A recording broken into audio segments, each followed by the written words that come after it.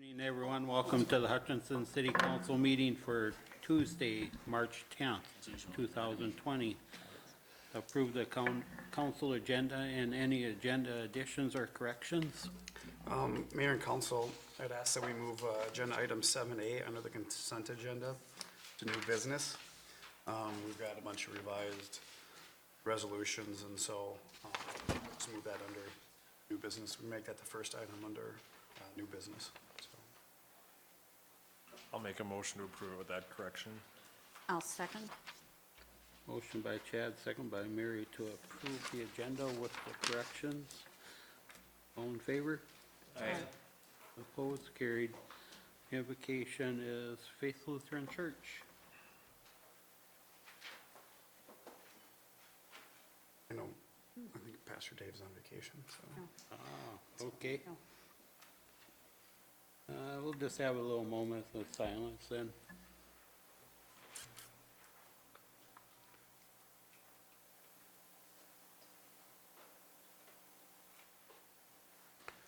Next is Pledge of Allegiance. I pledge allegiance to the flag of the United States of America and to the republic for which it stands, one nation, under God, indivisible, with liberty and justice for all. Recognitions of gifts, donations, and community service to the city. Does anybody have anything tonight? Alrighty, citizens addressing the council, please come forward, state your name and address. All right, approval of minutes. We have regular meeting minutes of February 25th, 2020. I'll make a motion to approve. Motion by Mary, second by Dave to approve the minutes. All in favor? Aye. Opposed, carried. Consent agenda, this will be done with one motion unless somebody pulls something off for discussion. B is approval of resolution number 15153, resolution supporting infrastructure accountability. C is approval of FAA entitlement transfer. D is claims and appropriations and contract payments, register A. Make a motion to approve. Second. Motion by Chad, second by Dave to approve the consent agenda. I had a pull off B. First, quick question. Alrighty. Chad, you want to, I will amend my motion then. all right, all in favor? Aye. Opposed, carried. B, Steve? Just on B, I was wondering who this will get sent to, the league and our legislators, and also some of this other, They have a list of who they want us to send it to. I believe it's The league. our local legislators and then Okay. also the governor's office. great, okay. Will that background information get sent to them as well, so they really yeah, I thought the league, that, Yeah, that was a very good handout. yeah, so explains, yeah. Okay, that's all I had. Motion to approve. I'll Second. Mary? Thank you. Motion by Steve, second by Mary to approve. All in favor? Aye. Opposed, carried. Approval of consent agenda number 2, claims and appropriation contract payments, registered B. Chad has a check on there for his company, so I'm sure he'll be abstaining. I will abstain. Motion to approve. Second. Motion by Dave, second by Steve to approve, register B. All in favor? Aye. Aye. Aye. Opposed? I abstained, I'm With sorry. Chad abstaining. Got caught up in the moment. 12 years of habit. Yeah. All right, we do not have a public hearing, communications, requests and petitions, Park and Rec, Community Education Annual Report. Mr. Dolph. Mayor and council, there, you'll find the hard copy copy of the report on your desk. I know a separate email was sent to you regarding that report, so.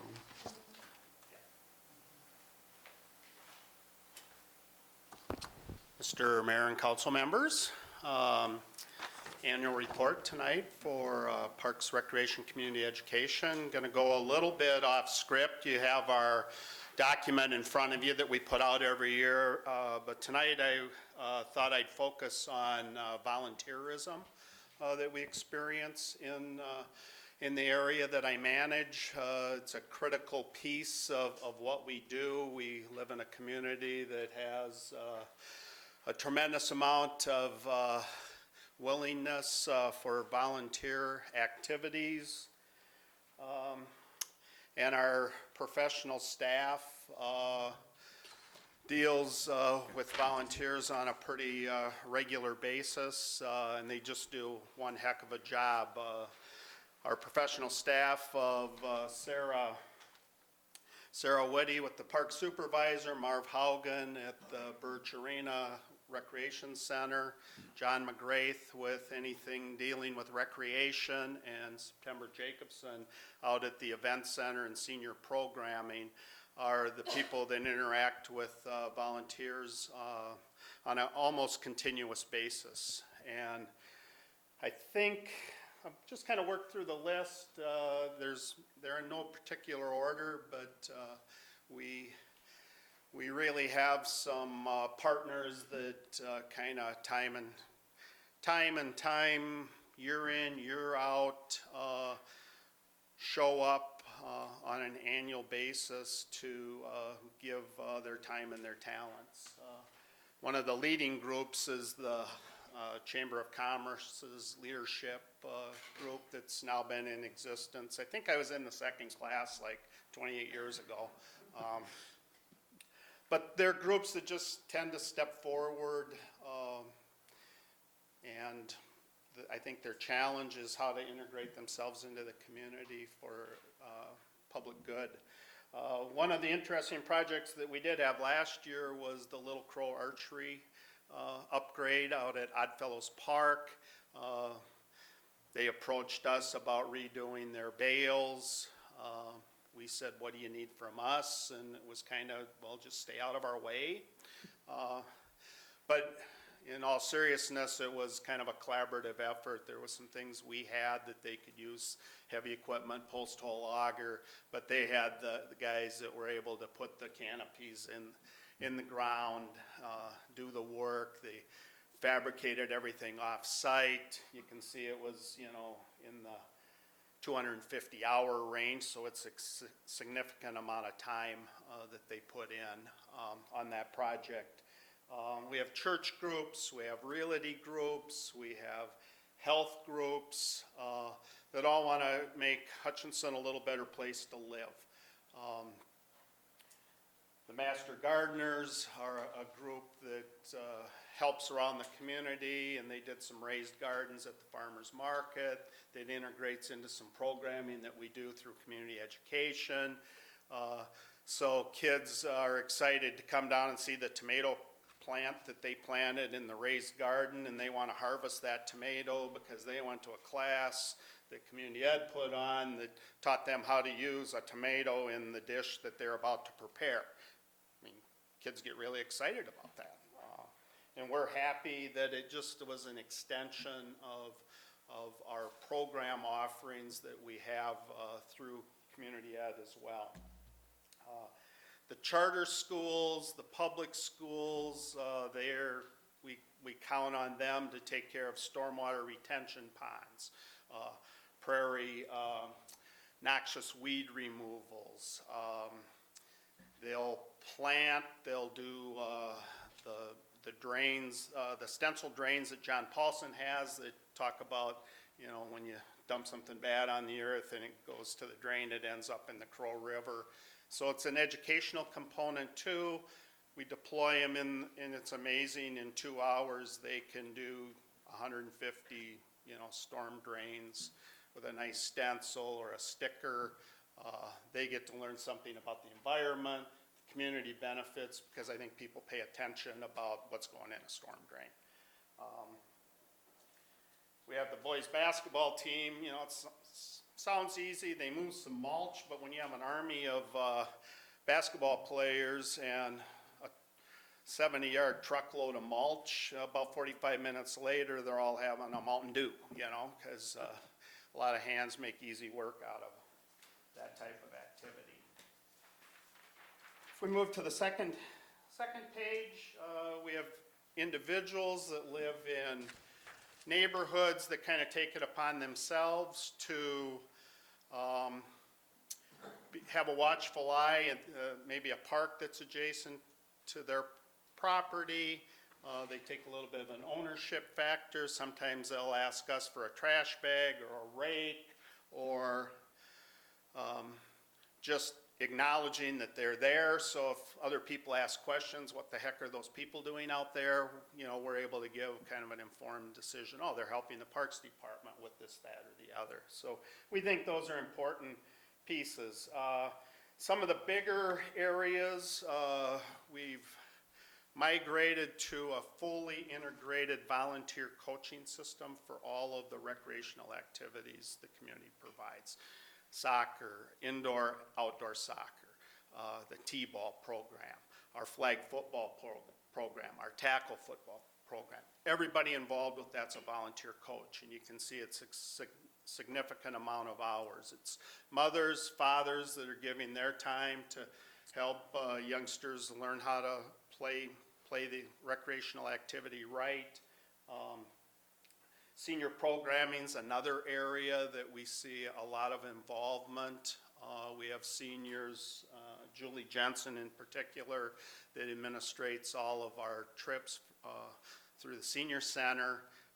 You know, and she, believe you me, she puts a lot of time in it from a recruitment standpoint, an organizational standpoint. She goes on all the trips. She knows she's a recruiter. You know, 400 hours of time is maybe a little, maybe even on the light side. She really cares about the program. You know, if we had to pay someone, a professional staff person to do that, there'd be a significant investment in an activity like that. The other piece at the senior programming is they make various knickknacks that they do for resale. And it gets to be a social gathering for the people. It's an arts and crafts kind of activity. Folks stop out and make a purchase, and last year they generated about $9,000 on the knickknacks that they built. We think that's a good thing. It gets them socializing, it's an art activity or a craft activity, and they make some funds that they can use for their day-to-day programming. Some of the non-volunteer pieces, Sentenced to Serve, I think there was just an article in the Leader about that program. They're a group that comes to the ice arena at least 2 times a month. Sometimes it's 4 times a month. They do some deep cleaning for us. You know, we see some mutual benefits to, we're providing a good, wholesome activity for them to provide in. They're learning how to maybe be an employee, plus they're not sitting in a jail cell, giving back to the community, albeit it's maybe court ordered, but you know, we'll take it wherever we can find it. The big piece, and I think what it really means to us if you break down the numbers, is I just took what the payroll was for all things Parks, Recreation, Community Ed last year. It's nearly 65,000 labor hours that go into delivering that activity for the community. So if I divide that number, it works out to about $26.95 an hour. You extrapolate that into the amount of volunteerism that we calculated here, which is almost 2 full-time equivalents, a little over 2 full-time equivalents. It gets into a 6-figure number that we're actually saving the taxpayer at the end of the day. So we think that's high value. This year was a typical year. You know, the groups that are listed, they keep coming back year after year after year. We have great relationships with those groups. It does take a little bit of organization. We try to track their involvement as best we can. We encourage them. There really isn't anything that we wouldn't let them get involved with. Of course, you know, it's fun when you have 40 people show up for a painting because we need to provide all the equipment, the safety equipment, the ladders, the brushes, you know, and that's where the professional staff comes in. They have to organize all that. Something as simple as a river cleanup, you know, you have to stage bags, sometimes you stage trucks, sometimes you work with other departments. So these end up almost being events, you know, for the community as well. And oftentimes there's food involved with the groups. They'll either have a picnic or, you know, invite others in or provide something to the community while they're out there. So we look at them as events as well as, you know, getting kind of a vital function for Hutchinson. And people are excited and I think they want to volunteer. So I think volunteerism's alive and well in Hutchinson. We definitely appreciate the community involvement. If you have questions, I would try to answer them. Dolph, how many businesses sponsor Oh, the youth?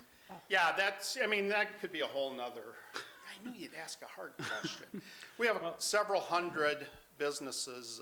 John McGrath has team sponsors for all of the youth teams. I mean, we buy several thousand t-shirts a year. We have, there are groups, the JCs, for example, they'll sponsor like up to 10 teams. They'll send us a check for 10 teams. If they only get 8 teams, they're okay with that because they're, you know, community minded and they understand it. But yeah, we're in the hundreds. We're always a year behind on, so there's a season that happens, then we invoice them after the season. And we have about a 99% retention rate. In fact, there's people that their year has been successful, they actually sponsor a little bit more. We'll take another team. We don't have another team for you to uniform. They just send a check. You know, there's a lot of community giving over and above volunteerism, which is also important. You know, the kids are pretty proud of their t-shirts. I think the advertising's somewhat minimal, but we appreciate the kind of corporate generosity that occurs in Hutchinson. So I like my Coral River glass team. Do ya? I always get a nice little picture. Yeah. Yes, yeah, and John takes a picture and, you know, usually he's got a pretty clever way if you ever wanted to be a professional sports owner but can't afford it. We've got local amateur teams on a much smaller scale, but the value's probably even higher. So try to do that for the community. I don't have no payroll for them. No, Yeah. I don't. Questions, I had a Council? question with the ball fields when I read that. You know, things were tight last year with the loss of the Linden Park. And so now I was just wondering, the school district's adding a couple, so will Yes. that be open for use and that'll help alleviate some of that? Yes. Yeah. And we knew, you know, if we roll back the clock on this kind of 3-year project, we knew the intersection with the school district's fields was going to occur. So they'll have 200-foot, actually they're going to be for girls fast pitch, but you certainly could play Little League baseball with certain age groups. So those will come online this summer. The 2 mini fields that we ended up creating at Linden Park, that's going to take a heavy burden off other neighborhood and community-based ball fields that we have. You know, because actually, as you go through the report, you're going to see some of our numbers. It's our K-1-2s that have the highest numbers of participation. So those 2 little ballparks at Linden are going to really take a burden off other facilities. And, our youth participation's good all the way up, but it's particularly high on the K-1-2 area, because people are exposing their children to activities, it's fun, it's recreation, and then as things maybe get more competitive, numbers start to squeeze a little bit. We'd like to see kids, participate all the way through high school, but they get different interests. I also see that pickleball might be expanding, right? It's, yeah. It's busy. We were just looking at that, there's probably over 200 individuals that now are playing pickleball, where probably a year ago, we were in like 80s. So we've kind of doubled, and starting to be a game, I think, that our highest level of participation is over 55, but I think once people younger than that experience the game, they're going to find out it is quite enjoyable. It's certainly a social activity as well. There's going to be pressure on courts. We were already feeling it. At the recreation center, I know the fairgrounds has courts. So it's good. Nice problems to have, Yes. Trying to get a court, and sometimes you can't get a court, that's an okay thing. We want to be full. But it was interesting, the new tennis courts and the paintings for the pickleball courts and the variety of configurations. Yes. So it Yeah, and makes it pretty easy. they're a group that we consulted with. You want to consult with your users. They gave really good input. Everything from, they made the suggestion on what type of net to use. And we said, hey, you guys play this. A lot of you go down south. You've kind of seen everything. We value your input.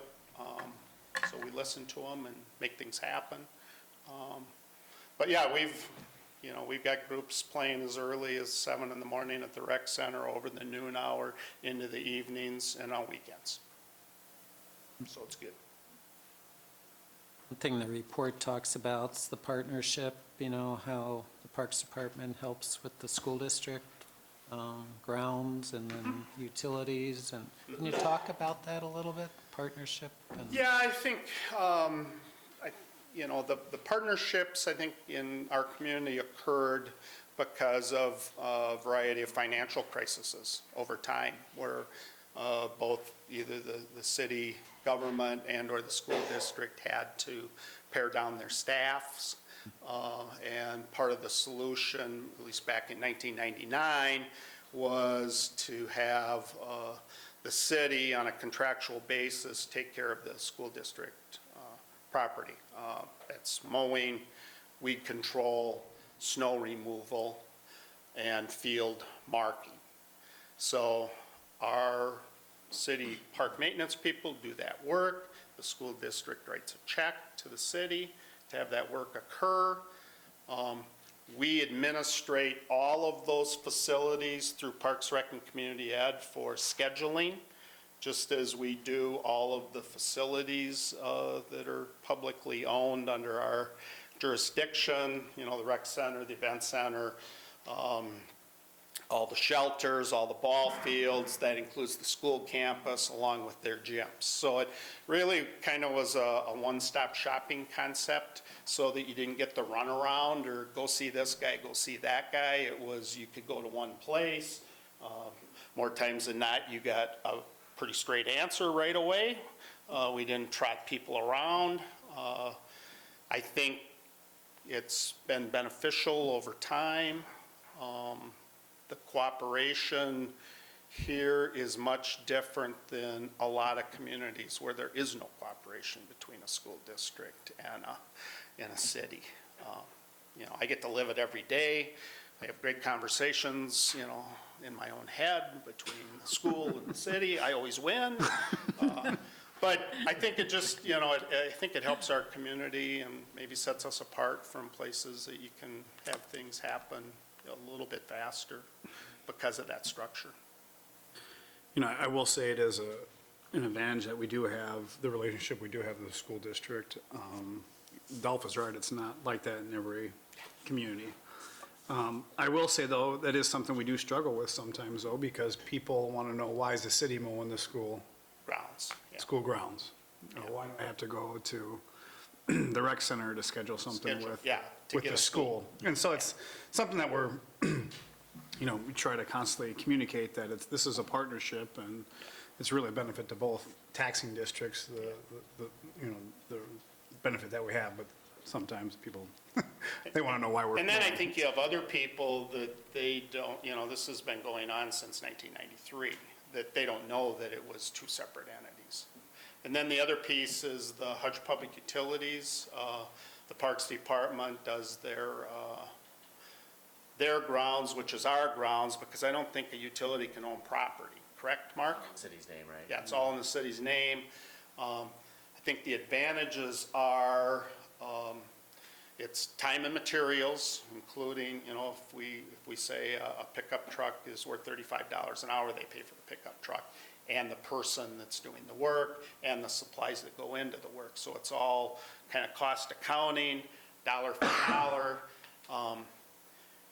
We get the work done. Probably the nice thing, and I shared with Matt this summer, is if I need something to deal with either gas department or the electrical department, they come running. They have the equipment to adjust our light poles out of Roberts Park, and with kind of the soupiness of the earth out there, the light poles kind of move back and forth. They'll straighten them up for us. It's nice they don't send us an invoice for that. And we appreciate that. Or they'll change our lights because they have the high lift truck. We don't have a high lift truck. So we like that. I remember kind of way back in the beginning with the school, for example, there was, another benefit was that you didn't have to overlap on equipment. Right. They didn't need mowers, they didn't need whatever, Yep. we could. In the fleet that we have, the school district does own one of the mowers. The title's in their name. They also own a sprayer, the title's in their name. But there's a city operator operates that, whether it's either on a school campus or a city park. So I think those are those advantages. And then you couple that with volunteerism, and it makes us look a heck of a lot bigger than we really are. Because I think you get that kind of synergistic approach to make things happen. It's Hutchinson, pretty unique. Anything else for Dolph? Thanks. Thanks, Dolph. Yeah, thank you. And we'll just note, for the public, even the media too, we do have a copy. I think, Dolph, we usually end up posting that online too, but if anybody does want to wait, if it's not on there yet, just shoot me an email, I'll get it to them. All right, no unfinished business, new business, Main Street project. Yes, like Matt mentioned, we needed to pull this item. Or actually MnDOT received bids a couple of Fridays ago. Late last Friday, we received a revised preliminary our cost participation agreement. And that showed what the city is going to be responsible from a cost standpoint. We then took that information the last day or two and revised the resolutions, the assessment rule, our utility charges, and then lastly, the notification for the assessment hearing, which will be at that special council meeting on Tuesday, March 31st. So revised information that's different. It actually has numbers in spots that were blank within the packet information. So with that, yeah, just recommend approving these resolutions. It's just the normal formality to order the assessment here. So what was the number at? Can you remind us what we had, the earlier estimate on our share of it was? Yeah, well, there were some fees involved and some other equipment, traffic signal equipment outside the project. Basically, our number overall went up 20%. Went from about 2.7 million to about 3.2 million. But when we were talking about it before, was it 3 million then or something, or 2.9? Just No, a couple weeks ago. Yeah, the Schedule I was, the final one was 2.7. That includes the aesthetics credit. You know, that's all the math within our agreement for not just the construction costs, albeit that's 95% of it. But, yeah, basically it went up 20%. That was also reflected in the overall bid. The final estimate in the overall bid, or the overall engineering estimate, was 9.5 million. The apparent low bidder, which is R&R Excavating, is 11.5 million. The total bid went up about 20%, give or take. And likewise, our share went up 20%. So it's not that the city incurred, you know, some disproportionate share of the increase. It looks like it was fairly evenly spread between the city and MnDOT. You had mentioned that the community task force, that MnDOT was seeing even higher Yes. increases. Yeah, I think, yeah, from MnDOT's standpoint, they were pleasantly surprised that it was only 11.5 million was the low bid. Yeah. In comparison to some other recent bids that MnDOT has seen, that some other regional counties have seen in the area. Prices, like we've been talking about for some time now, are definitely going up in the construction industry, roadways and utilities. So just for the public's knowledge, we're, you know, the total project cost is about 11.58 million, of which the city's is just over 3 million, correct? Or 3.6, is that? Yeah, we, within the resolutions, we applied our normal 21% fees. Fees, so. So that's why 3.6, like Matt's So referring about the to, 3 is million. on the one resolution. The MnDOT agreement, like I said, is about just over 3.2. But then as we finalize the project, you know, we might bring our fees down a bit from that 21% number, account from some other streetscaping costs. You know, and we have yet to finalize that, and we'll do that over the next month or two, you know, as we finalize costs and work through our overall construction program worksheet during our resource allocation committee meetings. Is the projected start date still April? April 13th, that's what's within the documents, so see what happens. That all depends on if MnDOT can get it awarded and through their contractual process by the end of the month, and then get shop drawings and everything in order with the contractor. Dave, you just need to make sure it doesn't snow then. Yeah, exactly. That's your responsibility, so, okay. Dave will not make it snow.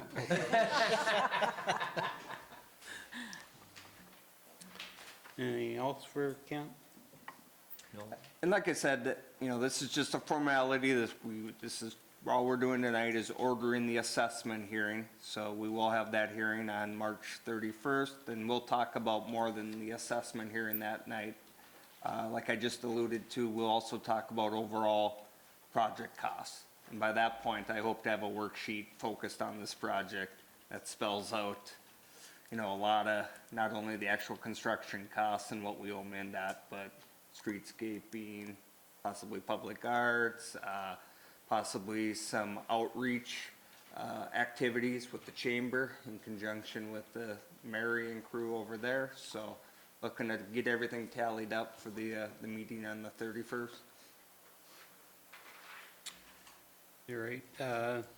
Truck Highway Main Street Reconstruction Project, letting number 1, project number 20-1.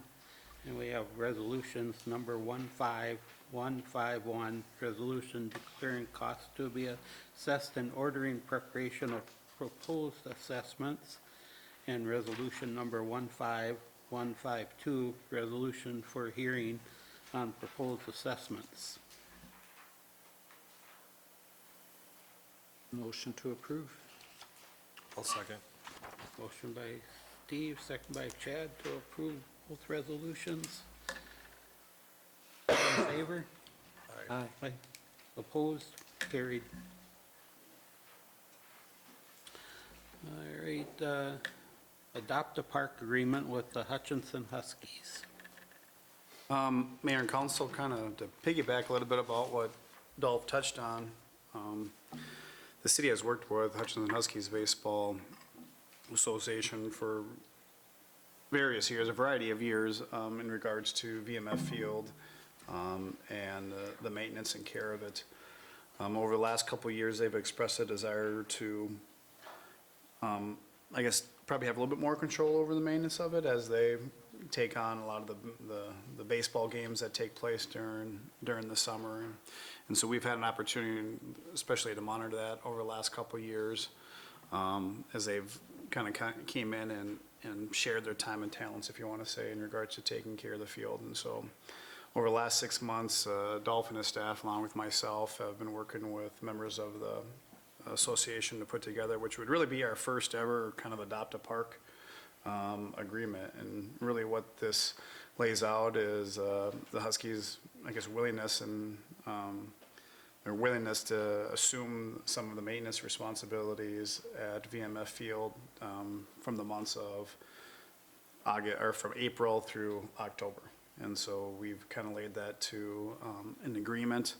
Like I said, to me, this would be a sample of what we could use for potentially other groups and other parks within the community. I don't think it'd be quite as in-depth as this one. There's a lot more details that go into taking care of a baseball field, but it is something that we've negotiated and put together and that we've taken a look at. And so just wanted to highlight a couple of things from the agreement. If you're looking at the first page, it does note that this is a volunteer. They're not being paid, they're not being compensated for it. They're truly volunteering their time to take care of the park. With that being said, they're not considered employees of the city, and so they won't be treated like that. Those that would be looking to take part in this agreement, and we'll be working with the Huskies on this, there is an individual waiver and release form that they'll be required to sign on behalf of the city, and this agreement could be terminated with any 30-day written notice by either one of the parties. So if we feel like the field's not being taken care of, we've got a 30-day notice, and or if the Huskies don't believe the city is upholding their side or their part of the agreement, they can do that as well. As you get into page 2, it kind of lays out the responsibilities of what the Huskies will be doing, and then along with what the city will be doing. Lays that out with an agreement. Page 3 touches on fees and costs. One thing I do want to point out, right now, we in the past, we have charged the Huskies for the use of the field and for a portion of their concession. That's about $4,200 a year is what we collect. With this agreement, we're getting rid of that. So we would no longer be collecting any fees from them. But as I noted, we're saving, I don't know if we'll necessarily be saving, but we're at least shifting about $30,000 in wages and benefits in the use of equipment to other parks within the community. So we see that as being obviously an advantage. We've laid out a budget of about $4,500 that the city will help contribute for the supplies that will be needed out there. And if there's a need to go over that, that'll be something that will be negotiated. As we've seen in years past, from time to time, the Huskies have donated not only talent but money to purchase things, and so that would be a part of the conversation if there's a need to go over and above anything. Let's lay it out within the agreement. The city still has an arrangement with the school district, and they'll continue to pay us, but within this, the Huskies have agreed to make sure the fields are ready for those games. We do note, the insurance liability. They're not required to have insurance. We recommend that they do. One of the things that we don't do as a city, we don't cover our volunteers. We have that option. We've never chosen to do that as a city when it comes to those that are volunteering their time, and so that's just kind of laid out within the agreement. So, kind of a brief review of it. You've obviously got a copy of the agreement in front of you, so I'll be welcome to take any questions that you may have. You run this by our insurance or the league at all to see if they're comfortable with it? We can do that. We've got time, so, I mean, I know I've taken this from this agreement came from other cities that have, so it was framed off of that, but I'm trying to think if we can do that, so, Would they be using our mowers? nope. So, they've, so they're not using it. I mean, that's some of the concerns that insurance has had in the past, but they're not using any of our equipment to do this, so. And it says we provide property insurance, but like if somebody get hurt out there, is it still a city, or it might be them, or it might We've got, all the above, probably? Right, you know, and our biggest saving grace is we have what's called recreational immunity. So we don't have any liability for someone that's hurt on a playground or a ball field or What if have we're you. not maintaining it? Pardon me? What if we're not maintaining it? We still have the immunity, so it's our property. unless we've got a documented case that, hey, there's a broken swing here and we've noted it and Neglected, left it and ignored it, that's where some of the liability comes into play.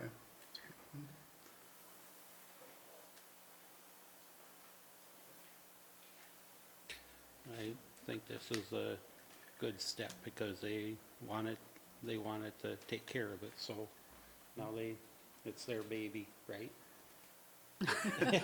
I'll say this as a former baseball guy, and I know Dolph and I, we've had these conversations. You put 9 baseball guys in a room and they'll tell you 9 ways to take care of a baseball field, so.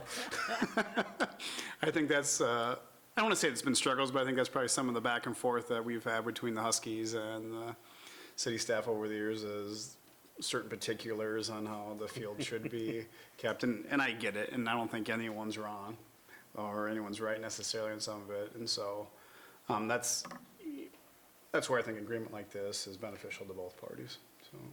And there's an out. I think it's a Yep. great opportunity to try it and tweak it as it goes forward, and Yep, you know, we had something similar to this, not to this extent, that we've been kind of operating off of, where it was more of the city doing it, and so that allowed us to kind of even ease into this. And then late last summer, we kind of said, I think for the last month of the year, kind of knowing that we were looking at this, let's kind of see what you can do, and, you know, they did a great job taking care of it, and, you know, like you noted, Steve, there is an out if it becomes a problem. Like I said, I don't believe it will, but we all know organizations change and situations change, and so we've got the flexibility here to where I think for both parties, I feel pretty comfortable that field will be taken care of. Well, it gives them a lot of ownership and responsibility, so they'll probably handle it. And I will say this, they already take quite a bit of ownership and in pleasure making sure that field's in the best shape that it can be. And I think that was the relationship that they built with the city, is that, you know, wanting to make sure. We've hosted 3 state tournaments out there? And so they've been a big part of that and some of the improvements that have gone on at that field, so.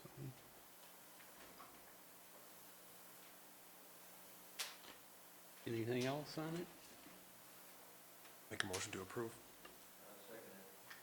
Motion by Chad, second by Dave to approve. All in favor? Aye. Aye. Opposed? Carried. Skate park equipment removal and replacement. Dolph? In the packet, we kind of outlined the skate park issues that we have. In October of this year, we had a representative from League of Minnesota Cities come out who deals with insurance and issues related to kind of park infrastructure. We had city staff meet with that individual, went and gave the equipment a good look-see, made a determination that the commercially produced items could be repaired, and that the piece of equipment that was donated back in 2002 that was just not a community person, but somebody who had an interest, kind of has outlived its usefulness.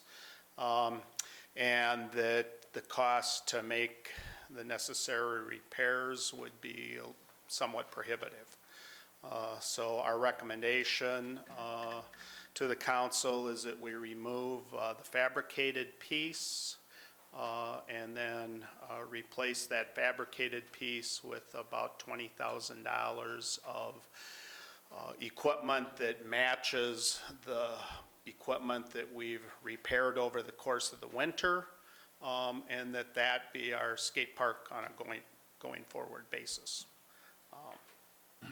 So, questions? When you say fabricated piece, there's 3 pieces out there right now that have been fabricated, right? Yeah, that So whole, all those 3. that all would Yeah, go away. right. And there's dry rot. What it really boiled down to as we examined it is you couldn't remove it from the site to do the repairs, because as soon as you start lifting one piece, more pieces would fall off. And we didn't think we could spend the amount of time necessary, and we kind of calculated that it'd be about $20,000 worth of supplies with at least 3 of our staff people probably working on it for a full month, where you'd have to secure the site on a daily basis, go in, make all those necessary repairs for something that's already 20 years old, that wasn't commercially produced. We just saw that as maybe chasing in the wrong direction, whereby we could expand the commercially produced equipment that already exists, that we have repaired, because we were able to take all that back to our shop this winter and do that work.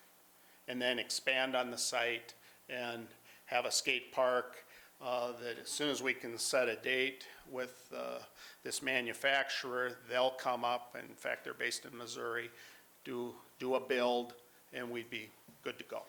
And it'd be much less time involved, and then be able to use that equipment for a good part of the skating season. So the pieces that we repaired, Yes, this diagram, that's the 2 end pieces? 2 end pieces, and then you see that short rail piece. Yeah, Everything to the bottom of the page exists. The new items would be everything to the right of that page with the extra longer rail. So if you flip to the next page, if you get to the pink section, it's really the items that are outlined in black that would get replaced. And then the item number 1 off to the side is just a freestanding piece that gets screwed into the concrete slab there. So everything in pink we own has been repaired. And then they will add equipment to be complementary to what exists once we take it all back. So those end pieces, I went out there just to look at it, and you can see where they were placed before. They were kind of next to Yep. the ends of the self-made ones, right? Yes.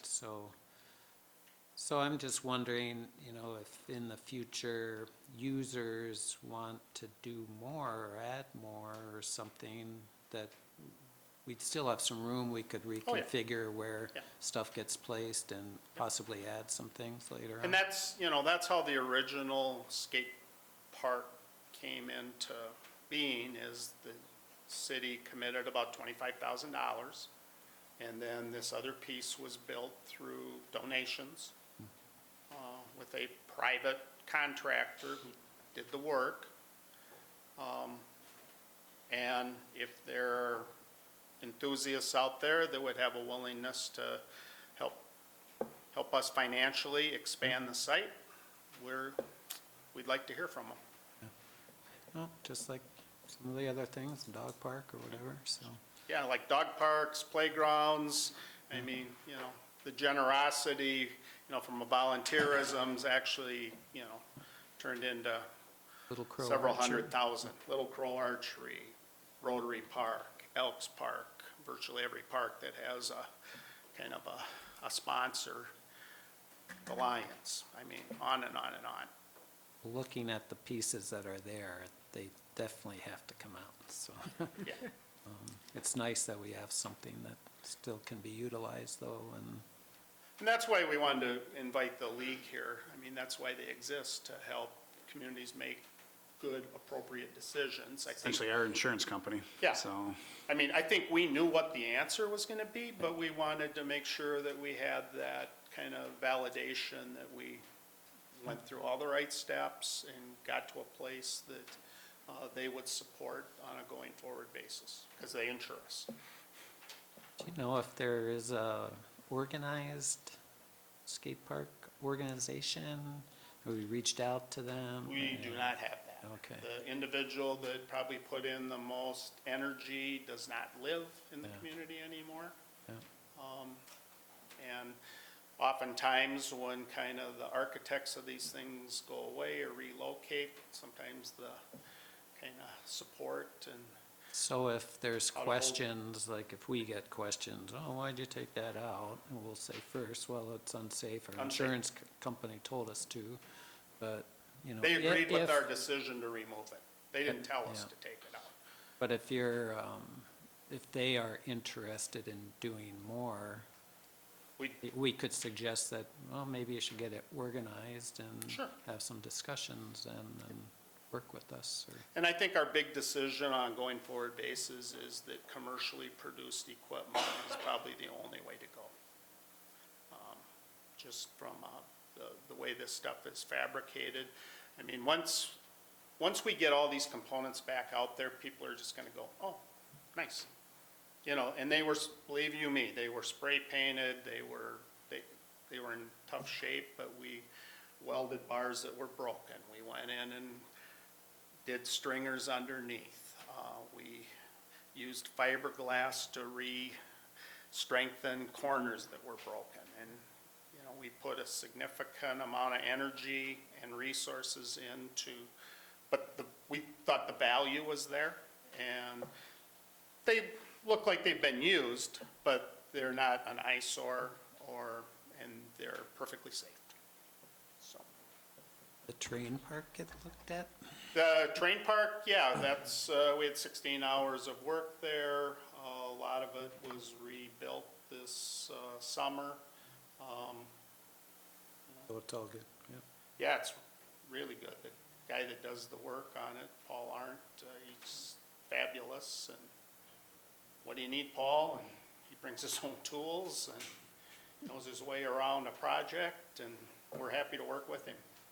Just from the insurance aspect, they were cool with that too. So- Oh, yeah, our train park actually was a model for the League of Minnesota Cities at a couple of their workshops on how to do them right. And Those features are very well built compared to some of the gypsy wagon stuff that you see at different trails around the state, so those are nice, so. And now we're trying to integrate more treated materials in there instead of natural materials, just because it'll last longer. Anything else for, Sorry. Nope. Just in anything case. else? Nope. To approve. I'll second. Motion by Steve, second by Mary to approve. All in favor? Aye. Opposed? Carried. Setting special city council meeting for March 31st, 2020 for the Truck Highway 15 Main Street project items. Yeah, like I mentioned earlier, it's to address Highway 15 Main Street items, so. and this would be at 5:30. Okay, I was gonna ask that. We have our meeting start at 5:30 with the public hearing taking place at 6. So,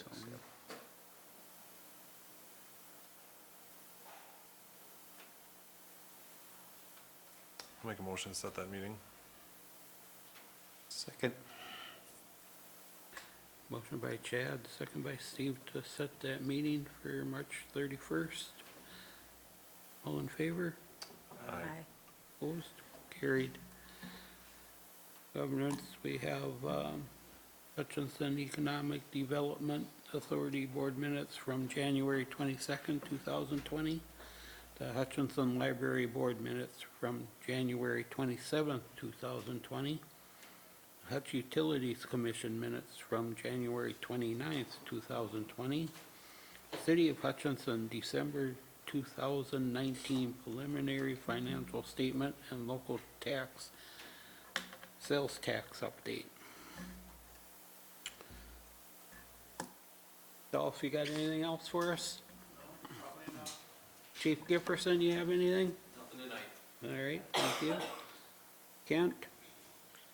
No, just want to reiterate, we know there's potholes out there. There's real bad ones. Go on the info line. You can look to do some cold mix, but we're trying to avoid that as much as possible, and hopefully the hot mix plants will be opening in the not too distant future, as long as the weather cooperates, obviously on their front. So, yeah, and all in all, I think talking to John, we definitely believe it's a better year than last year. So, and the frost is that's in the ground is eroding pretty quickly here. So I don't think we're going to see any significant boils evolve, I guess, in the next few weeks. So all good.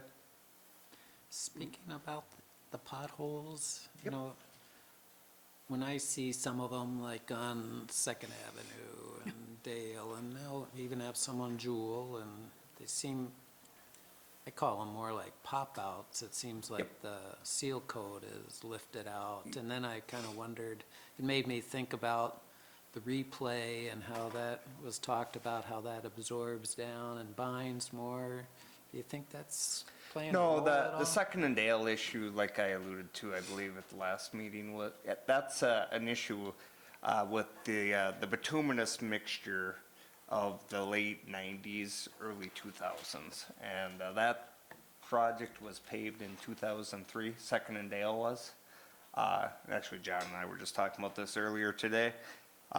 Yeah, it's an issue. It's known out there in the industry. We believe we only have the one street that has that particular issue, which is attributed to the interaction of a polymer-based seal coat with those asphalt bituminous mixes of that time period. Some communities in the metro area, you know, that had significant development during those time periods.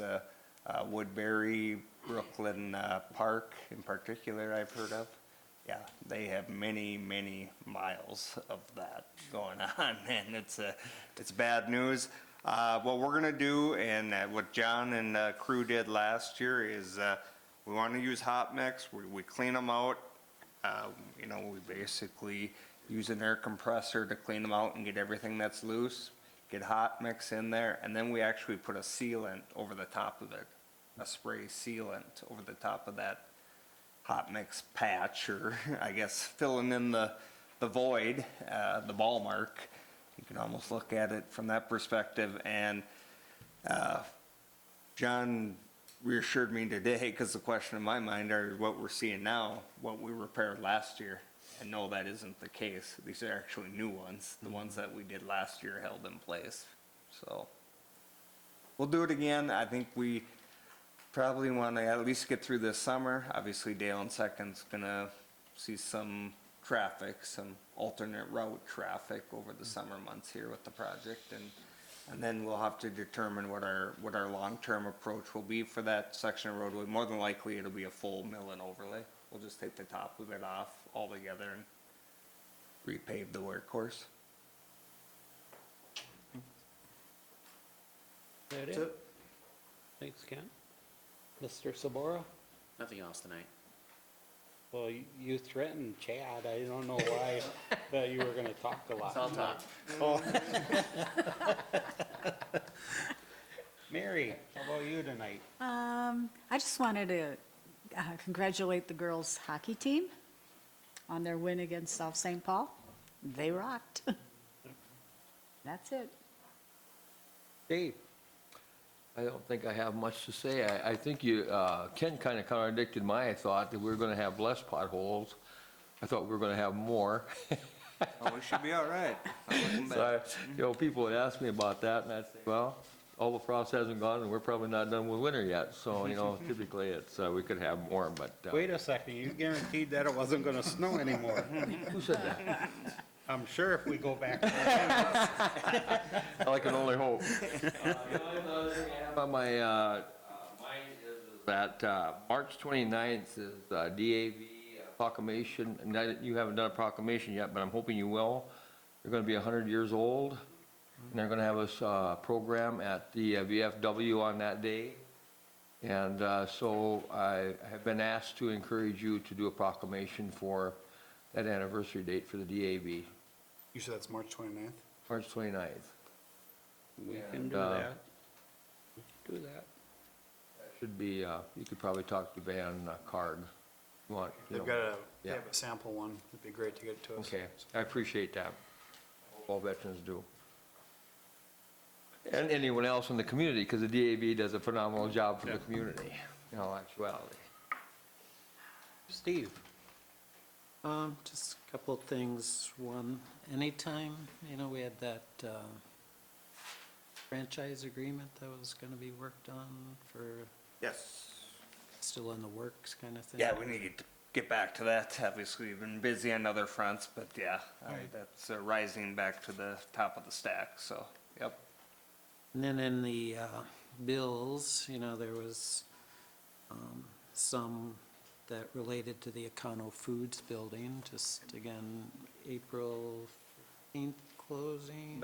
Those bills were essentially our due diligence that we've been doing Yeah, on yeah. the facility, and Mark, I'll maybe just kind of let you, Yeah. I think there's one item we're still Yeah, waiting for on. all intents and purposes, everything's come back fine with all of our tests that we conducted, and everything's looking good on that front. I just had a couple of questions from the title company that's going to be doing the closing, as far as, what's the best way to say it, perhaps potential encroachments on the property, and I just want to make sure that all those things are eliminated before we go through with the closing, or at least addressed, if not eliminated. Yeah. So we're still anticipating a mid-April, probably if we're a little late, might be end of April closing. That's it, thanks. Chad? Sure. I had two things. The revised food truck ordinance has been paying dividends. Dan's had a couple of really good food trucks lately, and it Noticed seems like that. people have been checking them out. It's been pretty busy over there. And I just wanted to note that the skateboarders in town, I get a lot of them in the store, and they will appreciate what we did tonight for that. They're kind of an underrepresented group, and the ones, those skate ramps aren't getting wrecked by skateboarders, they're getting wrecked by general hooligans, so, but the kids will appreciate it, because there are quite a few of them in town, so. Chad, you're supposed to be looking at Chief Gifferson when you He knows about the general hooligans, so, I'd like to have clarification on the general hooligan. yeah, that's his department, but I know the skaters always, they come in the shop and they get blamed for it a lot of times, and a lot of times it's not the actual skaters, it's just general kids that are being wieners. Why about would stuff, they so- wreck it if they want to use it? Right. That's, So, that's yeah. the problem. But they get just as frustrated as Dolph does, so. Yep. That's all I had. Thanks, Chad. Mr. Yannick?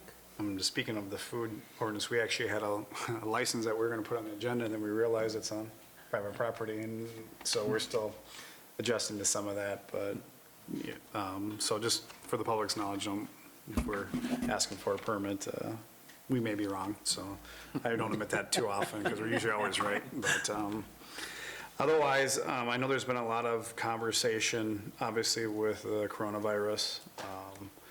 Just for the council and the public's knowledge, staff we're actually reviewing one of our current policies in place regarding the epidemic stuff. I know the fire department has gone back and revised something. Actually, Brenda and I are sitting on a webinar at the League of Minnesota Cities that they're putting on Thursday in regards to cities, and so we very well might be having a conversation on this at our next meeting. But I guess for the council and the public, we're aware, obviously, I think we're all aware of what's going on, but we are taking steps to at least make sure we're ready for it in case something does take place within our community. And then I just wanted to recognize the finance department. We did receive notice. It's a little bit late, which they usually are, but they did receive a certificate of achievement for their financial reporting for the 2018 financial audit report. And that's 23 straight years of being recognized for outstanding reporting in regards to the city's finances. So as I've shared many times here, if anybody wants to know about the city's finances, we've got plenty of methods to educate people on it. So just encourage them to take a look at either our CAFR report or our budget report, which are both online. So that's it. Oh, you got to tell us about your little, well, it wasn't a vacation, but your little Your Blandon adventure. Blandon deal. I don't know what you guys are talking about. Oh. So Yes, you do. there's 2 Blandon members here in attendance, and I think the motto is what happens at Blandon stays at. No, that's Vegas. No, it was a great experience, and I'm going to be putting together just a memo for the council. I would say, and I think those are the 2 that are in attendance, I wasn't expecting this probably type of life experience at this age in my life. You know, I was kind of expecting more of the kids and the family type of experience, and so made some connections that I'll have for the rest of my life. And I think the easiest summary that I can give is that you put 25 people together in the room that most people don't know each other, and you accomplish what we did from a strategic standpoint in 5 days. There's no reason we can't get things done within the community, let alone the state, let alone the nation, if we just work at it.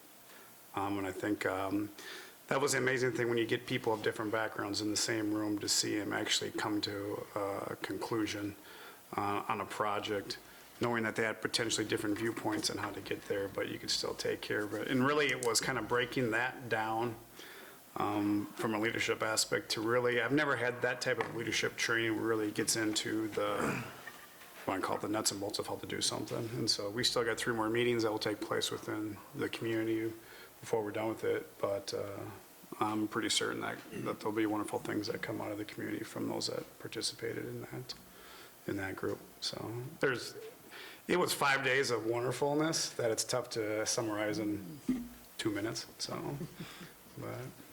You had fun, in other words. Yeah, I think so. I had several friends that were part of your group that spoke highly of your performance there, so.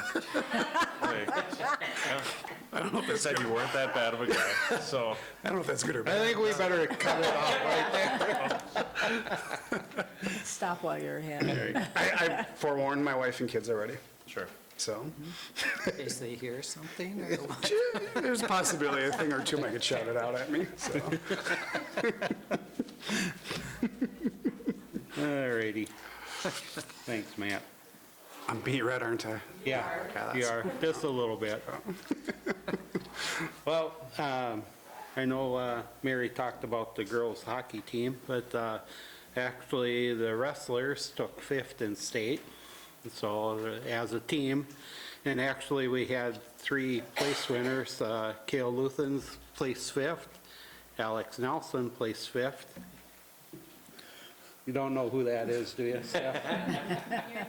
Okay, and Grant Pierce took 6th.